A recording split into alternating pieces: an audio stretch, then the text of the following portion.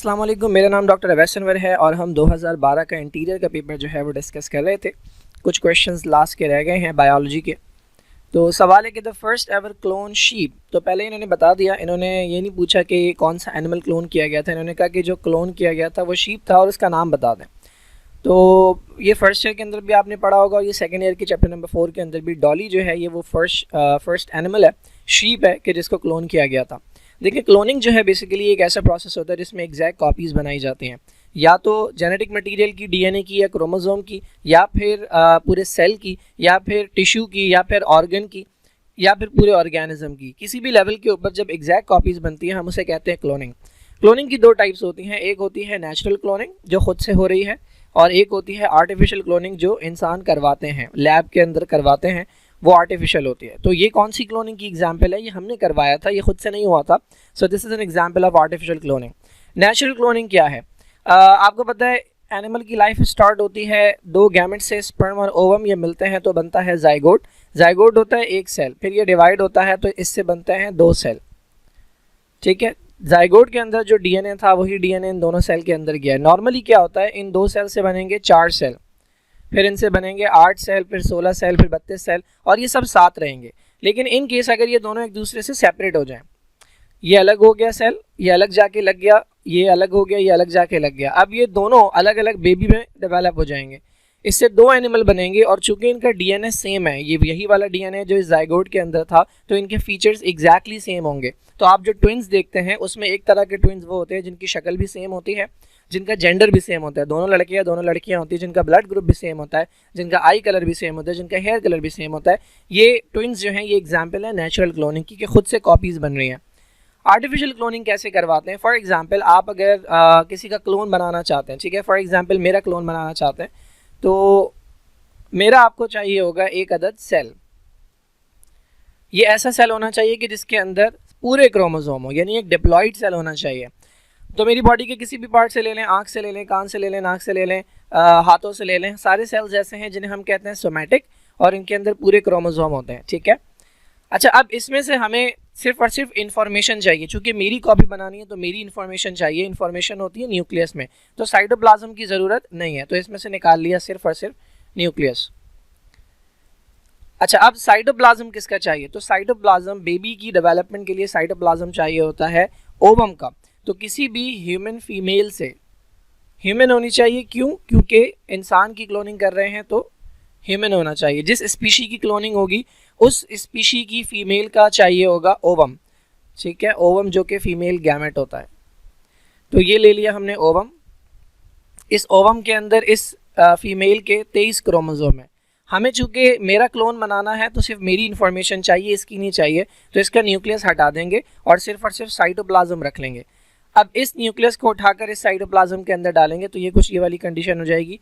ये साइटोप्लाज्म आ गया और इस न्यूक्लियस को उठाकर इसके अंदर डाल दिया। अब ये बिहेव करेगा एज अ जाइगोट। इससे आगे जाकर जो बेबी बनेगा वो एग्जैक्टली मेरे जैसा पैदा होगा, यानी जैसा मैं बचपन में पैदा हुआ था वो वैसा पैदा होगा, और बड़े होकर उसके जो फीचर्स होंगे वो एग्जैक्टली मेरे जैसे होंगे।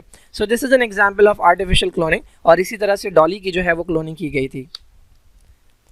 ओके, डार्विन की थ्योरी जो है वो बेस करती है इन सारे पॉइंट्स के ऊपर, सिवाय कि इसके, ये मैं पिछली वीडियोज़ में 2-3 बार एक्सप्लेन कर चुका हूँ तो मैं नहीं बता रहा बार बार। ये चारों पॉइंट्स जो हैं ये डार्विन के हैं। डार्विन कहता है कि एनिमल्स के पास रिप्रोडक्शन की एबिलिटी बहुत ज़्यादा है, लेकिन उसके बावजूद नंबर सेम रहता है। क्यों सेम रहता है? क्योंकि ज़िंदा रहने के लिए एक स्ट्रगल है। फिर डार्विन कहता है कि दो एनिमल जो हैं वो एग्जैक्टली एक जैसे नहीं होते, उनमें हमेशा डिफरेंसेस होते हैं, वेरिएशन होती है। कुछ अच्छे डिफरेंसेस होते हैं, कुछ अच्छे फीचर्स होते हैं, किसी में बुरे होते हैं। जिसमें अच्छे होते हैं वो ज़िंदा रहता है, फिर वो अपने बच्चों में आगे पास ऑन करता है, यानी हेरिडिटी से कहते हैं कि कैरेक्टर्स का पास ऑन होना। फिर उसके बाद ये कहता है कि भाई नेचर जो है वो सेलेक्ट करता है उनको कि जिनके पास बेस्ट फीचर्स होते हैं, और this is also known as natural selection, या इसे हम कहते हैं सर्वाइवल ऑफ द फिटेस्ट। ये जो पॉइंट है अलबत्ता ये एक और थ्योरी का है, ये डार्विन का नहीं है, ये है लेमार्क्स का। लेमार्क्स कहता है कि भाई एनवायरनमेंट जो है ना वो एनिमल को किसी ना किसी सिचुएशन में डालता है। उस सिचुएशन में आने के बाद एनिमल क्या करता है, किसी ऑर्गन का इस्तेमाल बहुत ज़्यादा कर देता है और किसी ऑर्गन का इस्तेमाल छोड़ देता है। तो इसे कहते हैं use and disuse of organ. जिस ऑर्गन का इस्तेमाल ज़्यादा हो जाएगा वो बेहतर से बेहतर होता जाएगा, और जिस ऑर्गन का इस्तेमाल कम होता जाएगा वो वीक होता जाएगा और गायब हो जाएगा। तो ये एग्जाम्पल देता है लेमार्क देता है कि भाई वो जो जिराफ है उसकी गर्दन पहले इतनी लंबी नहीं थी, चूँकि उन्होंने गर्दन के मसल्स का इस्तेमाल ज़्यादा कर दिया तो गर्दन लंबी होती गई। सिमिलरली स्नेक ने अपने हाथ और पैरों का इस्तेमाल बंद कर दिया तो उसके जो लिम्स थे वो आहिस्ता आहिस्ता ख़त्म हो गए, गायब हो गए। The decomposers of an ecosystem are, तो डीकम्पोजर्स होते क्या हैं भाई? देखें, इकोसिस्टम के अंदर हमारे पास कुछ ना लेवल्स होते हैं, ट्रॉफिक लेवल्स कहलाते हैं। पहले लेवल पे वो होते हैं जो अपना खाना खुद बनाते हैं, ये कहलाते हैं प्रोड्यूसर्स। इसमें प्लांट्स आते हैं, एल्जी आते हैं, बैक्टीरिया आते हैं, कुछ साइनोबैक्टीरिया आते हैं। ये सब ऑटोट्रॉफिक होते हैं, अपना खाना खुद बनाते हैं। फिर इनको खाने वाले जो हैं वो कहलाते हैं प्राइमरी कंज्यूमर। जैसे कि घास खाने वाले जितने भी एनिमल्स हैं, हर्बीवोर्स, वो सारे के सारे प्राइमरी कंज्यूमर हैं। फिर प्राइमरी कंज्यूमर को खाने वाला कहलाता है सेकेंडरी कंज्यूमर। कोई भी ऐसा एनिमल है जो प्राइमरी कंज्यूमर को खा रहा है, जैसे कि घास है, घास को खाया गाय ने, गाय को खाया किसी हाइना ने, ठीक है, या फॉक्स ने, या किसी और एनिमल ने, तो ये कहलाएगा सेकेंडरी कंज्यूमर। इसको खाया किसी और एनिमल ने तो ये कहलाता है टर्शरी कंज्यूमर। तो फॉक्स है या हाइना, इसका शिकार कर लिया किसने? शेर ने शिकार कर लिया, तो ये शेर टर्शरी कंज्यूमर कहलाएगा।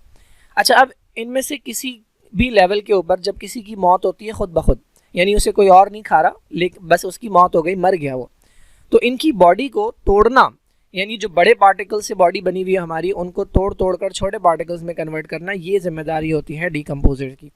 सपोज प्लांट मर गया, अब प्लांट की बॉडी पड़ी हुई है, अगर ये ऐसे ही पड़ी रहे तो क्या नुकसान है? नुकसान ये है कि इस प्लांट की बॉडी में जितने तमाम एलिमेंट्स मौजूद हैं, कार्बन है, हाइड्रोजन है, ऑक्सीजन है, इतनी सारी चीज़ें इसके अंदर मौजूद हैं, वो इसी के अंदर रह जाएंगी। अगर इसे तोड़ा ना गया तो वो वापस अर्थ को नहीं मिलेंगी। जब अर्थ को नहीं मिलेंगी, अगर हर प्लांट या एनिमल जब मरे तो उसकी बॉडी अगर डीकम्पोज ना हो तो अर्थ का मटेरियल जो है वो ख़त्म हो जाएगा।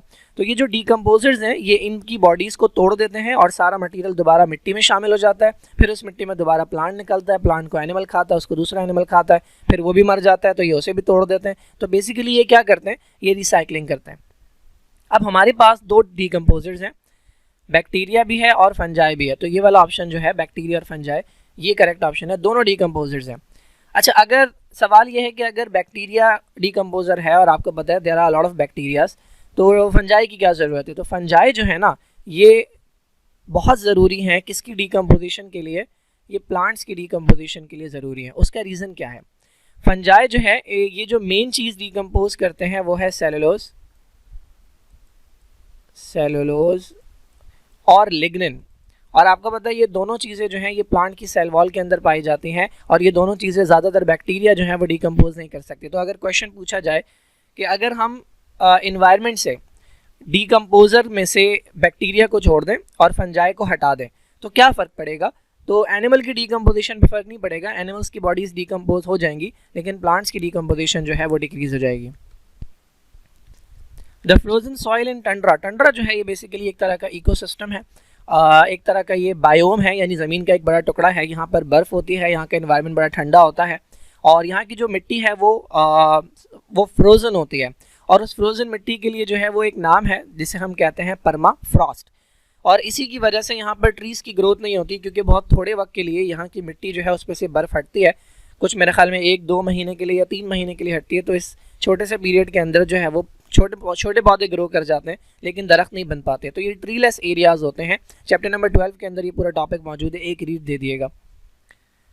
Dash are responsible for secondary sexual character. देखें, यहाँ तक की बात अगर कहें ना तो ये कंफ्यूजिंग क्वेश्चन होगा, लेकिन आगे इन्होंने जेंडर मेंशन कर दिया तो ये सवाल हमारे लिए आसान हो गया। मैं बताता हूँ कैसे। लेकिन सेकेंडरी सेक्सुअल कैरेक्टर वो होते हैं जो लड़के और लड़की में, बच्चे और बच्ची में एक एज के बाद आना शुरू होते हैं, जिसके बाद हम कहते हैं कि बच्चा बड़ा हो रहा है, लड़का है, बच्चा जो है वो लड़का बन रहा है, बच्ची जो है वो लड़की बन रही है। तो ये वो तमाम चेंजेस होते हैं जो कहलाते हैं secondary sexual character. For example, male के अंदर फेस के ऊपर हेयर की ग्रोथ शुरू हो जाती है, बॉडी के डिफरेंट पार्ट्स पे हेयर की ग्रोथ शुरू हो जाती है, मसल्स जो है उनका साइज़ बढ़ने लगता है और आवाज़ भारी हो जाती है।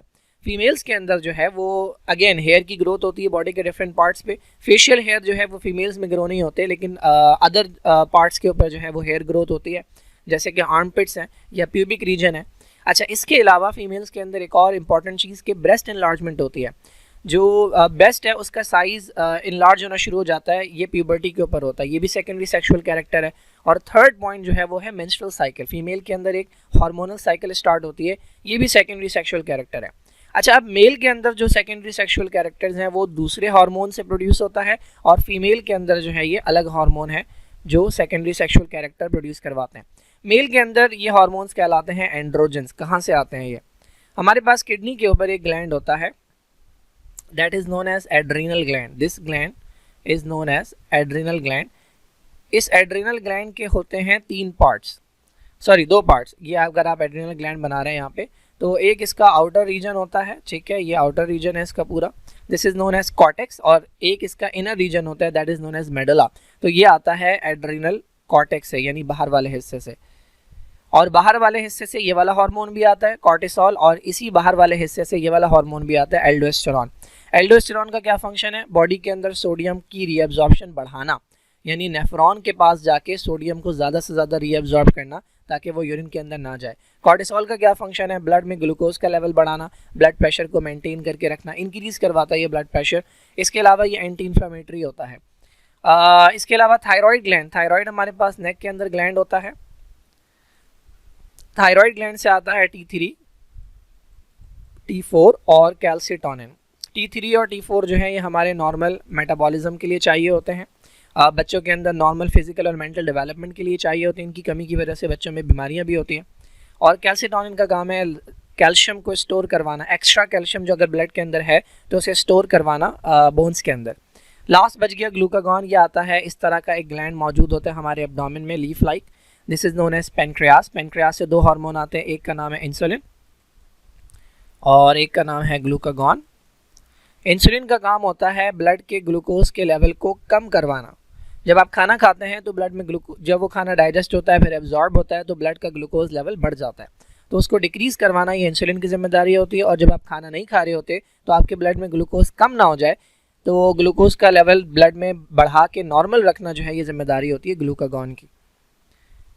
Okay, a rope like structure that connects embryo to placenta is called. तो ये हमारे पास यूट्रस है, ठीक है, ये फीमेल ऑर्गन है, that is known as uterus. ये एरिया सर्विक्स कहलाता है, ठीक है। उसके बाद एक ट्यूब होती है, that is known as vagina. अच्छा, यूट्रस के अंदर जब फर्टिलाइजेशन के बाद बेबी आकर लगता है तो यहाँ पर एक पाई शेप स्ट्रक्चर डेवलप होता है, that is known as placenta. Placenta से ये रोप लाइक स्ट्रक्चर निकलता है रस्सी की तरह, इसके बारे में पूछा जा रहा है। इससे ये बेबी कनेक्ट होता है, ठीक है, ये बेबी है और फिर इसके अराउंड एक अदद मेम्ब्रेन होती है जिसे कहते हैं एमनियोटिक मेम्ब्रेन या एमनियन। तो ये वाला स्ट्रक्चर ये कहलाता है अम्बलाइकल कॉर्ड, और ये वही स्ट्रक्चर है जिसे पैदाइश के बाद कट किया जाता है तो मदर और बेबी का कनेक्शन ख़त्म हो जाता है। स्पाइनल कॉर्ड कहाँ है भाई? स्पाइनल कॉर्ड आपकी बैकबोन के अंदर है, हमारे बैक पे जो बीच सेंटर में वर्टिब्रल कॉलम होता है जिसे बैकबोन भी कहते हैं, उसके बिल्कुल सेंटर से अगर मैं एक वर्टिब्री बनाऊँ, यहाँ पे ये हमारे पास एक वर्टिब्री होती है, ठीक है, इस तरह के पीसेस जो है एक के ऊपर एक लगे हुए होते हैं, तो इनके दरमियान आपको यहाँ पर एक खाली जगह मिलेगी, ठीक है, इस खाली जगह में से जारी होती है स्पाइनल कॉर्ड। तो स्पाइनल कॉर्ड वो हो गई। अच्छा, वोकल कॉर्ड कहाँ है? वोकल कॉर्ड आपके गले में है। आपने पढ़ा है रेस्पिरेटरी सिस्टम, उसके अंदर आपने पढ़ा होगा कि ये पाइप होता है, that is known as trachea. Trachea आगे जाके डिवाइड होता है ब्रोंकाई में, लेकिन ट्रेकिया के ऊपर एक अदद साउंड बॉक्स होता है या वॉइस बॉक्स होता है जिसे कहते हैं लैरिंक्स, और इसकी ओपनिंग को कहते हैं ग्लॉटिस, और इसके ऊपर एक फ्लैप होता है दैट इज़ कॉल्ड एपिग्लॉटिस। इस लैरिंक्स के अंदर आपको नज़र आएंगे, अगर मैं इसके ऊपर से देखूँ, मैं यहाँ से अगर देखूँ तो मुझे नज़र आएगा इस तरह से, ठीक है, ये दो फ्लैप लगे होते हैं, ये इस तरफ एक दूसरे की तरफ और एक दूसरे से अवे मूव करते हैं, और जब हवा यहाँ से बाहर निकलती है तो इनकी मूवमेंट से साउंड प्रोड्यूस होता है, तो इन्हें हम कहते हैं वोकल कॉर्ड्स, ठीक है। ऑप्टिकल फाइबर ये आपकी आँख के अंदर होगा। हमारी आँख जो है उससे इंफॉर्मेशन जो जाती है वो एक नर्व के थ्रू जाती है जिसे ऑप्टिक नर्व कहते हैं, तो वो ऑप्टिक नर्व जो है वो ऑप्टिकल फाइबर से बनी होती है। स्पिंडल फाइबर कहाँ होते हैं भाई? तो जब आपकी सेल में डिवीजन होती है तो आपने पढ़ा होगा क्रोमोसोम बीच में आ जाते हैं, ठीक है, ये एक क्रोमोसोम है, फिर यहाँ से और यहाँ से कुछ धागे आकर इन्हें पकड़ लेते हैं, these are known as spindle fibres.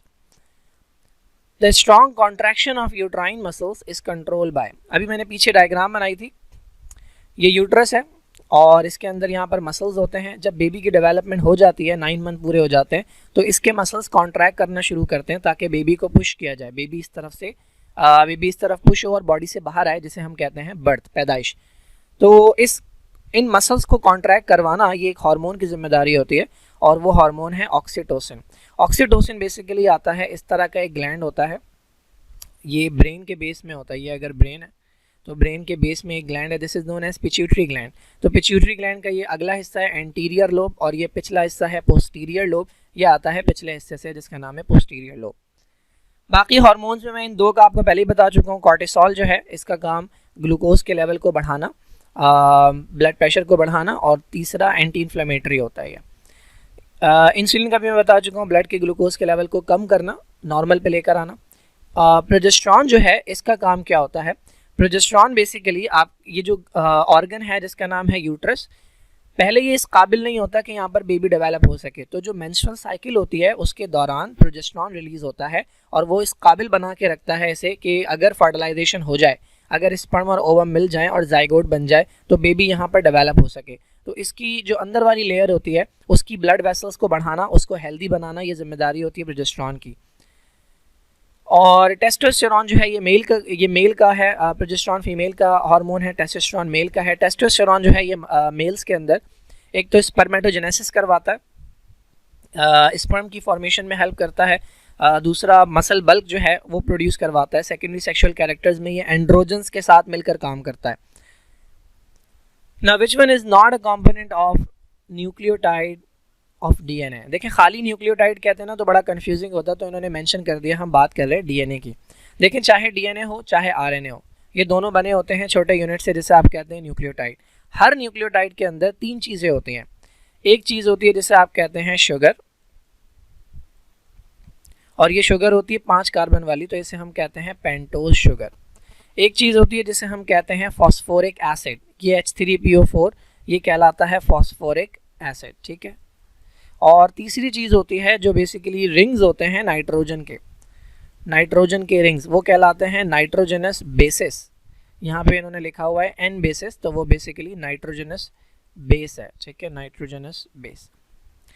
अच्छा, ये तीनों मिलते कैसे हैं? तो पहले ये आ गया 5 कार्बन वाला कार्बोहाइड्रेट पेंटोज शुगर, ये एक कार्बन, ये दूसरा कार्बन, ये तीसरा कार्बन, ये चौथा, और यहाँ पे 5वां होता है।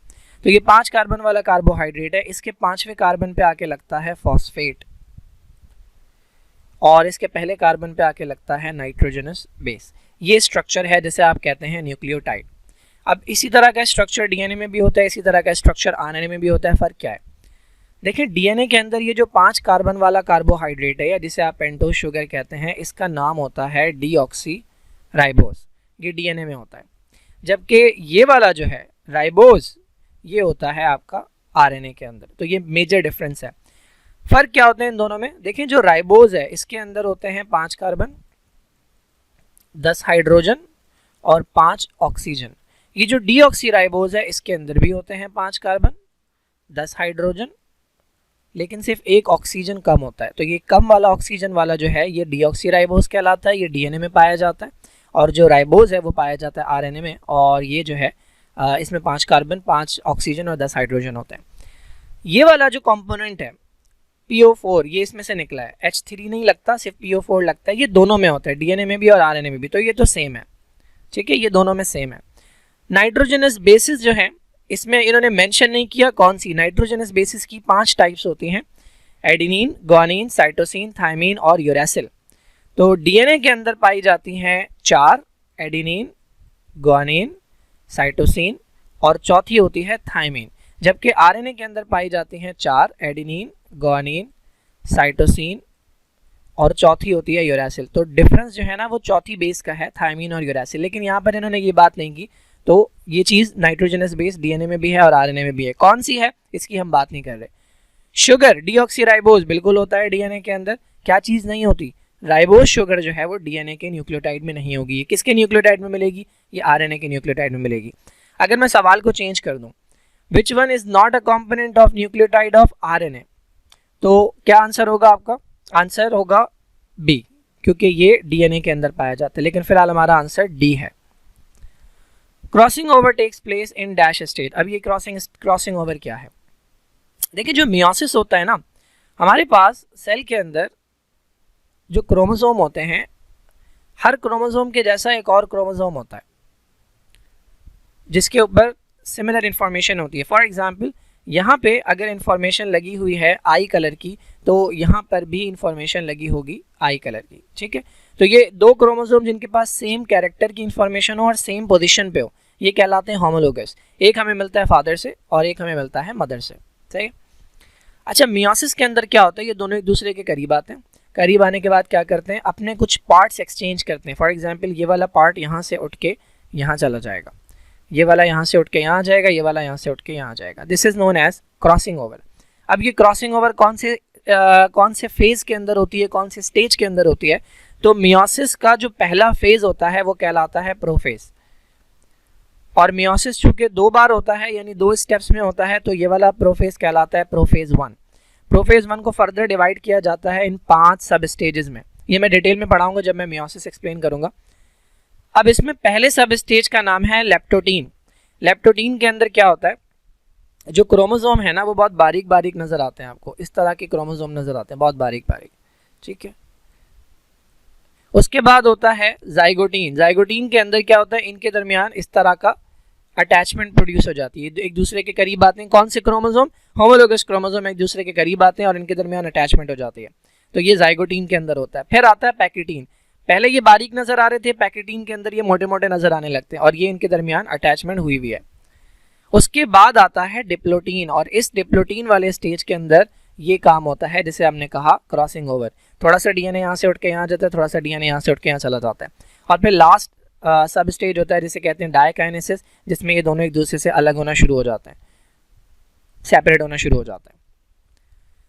Okay, the haemoglobin of a person with sickle cell anaemia differs from normal molecule of haemoglobin by. तो हमारा जो हीमोग्लोबिन है, देखिए नॉर्मल हीमोग्लोबिन जो होता है वो 2 चीज़ों से बनता है, हीम और ग्लोबिन, ठीक है। एक हीम होता है और एक ग्लोबिन होता है। अब ये हीम क्या है, तो हीम बेसिकली होता है एक रिंग और उसके बीच में आयरन होता है, ठीक है। हीम 2 चीज़ों से बनता है, एक रिंग और एक आयरन। फिलहाल हम बात कर रहे हैं ग्लोबिन की। ग्लोबिन बेसिकली प्रोटीन है और हमारे पास हीमोग्लोबिन के अंदर प्रोटीन की 4 चेन्स होती हैं। 2 को हम कहते हैं अल्फा, 2 को हम कहते हैं बीटा। अब आपको पता है प्रोटीन जो बनी होती है वो किससे बनी होती है, वो बनी होती है अमाइनो एसिड से, ठीक है। तो ये अमाइनो एसिड की चेन है जिसे आप कहते हैं ग्लोबिन। और हम बात कर रहे हैं स्पेसिफिकली बीटा चेन की, तो ये बीटा चेन है। अब बीटा चेन में क्या होता है, ये पहला अमाइनो एसिड, ये दूसरा, ये तीसरा, ये चौथा, ये पांचवा और ये छठा। छठे नंबर के ऊपर जो अमाइनो एसिड होता है उसका नाम होता है ग्लूटामिक एसिड। ये हम सब में, जो लोग नॉर्मल हैं, जिनका हीमोग्लोबिन नॉर्मल है, उनके अंदर यहाँ पे ग्लूटामिक एसिड होता है। जिनको ये वाली बीमारी होती है सिकल सेल एनीमिया, उनमें इस जगह ग्लूटामिक एसिड नहीं होता। तो यहाँ वाला बस इतना सा काम होता है, एक अमाइनो एसिड, बाकी पूरा सेम, हीम भी सेम, ग्लोबिन भी बाकी सब सेम, बस कि बीटा चेन के अंदर छठे नंबर पे जहाँ पर ग्लूटामिक एसिड होना चाहिए था वहाँ पर चेंज होकर आ जाता है वेलिन। तो बस इतना सा मसला होता है इस बीमारी में, एक अमाइनो एसिड चेंज होता है, किसकी जगह क्या आ जाता है, ग्लूटामिक एसिड की जगह आ जाता है वेलिन।